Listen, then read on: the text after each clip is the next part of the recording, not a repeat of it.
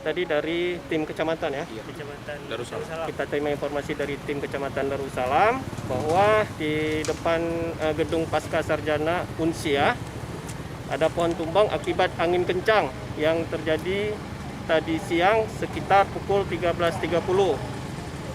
Dan dari informasi tersebut kita tindak lanjuti dari kawan-kawan di BPBD Aceh Besar, yang juga kami terima informasi dari BPBD Kota Banda Aceh, sehingga satu unit armada damkar BPBD Aceh Besar dan tim rescue dari BPBD Kota Banda Aceh turun kita tangani, sehingga kejadian ini tidak menimbulkan kemacetan arus lalu lintas yang padat di kawasan ini.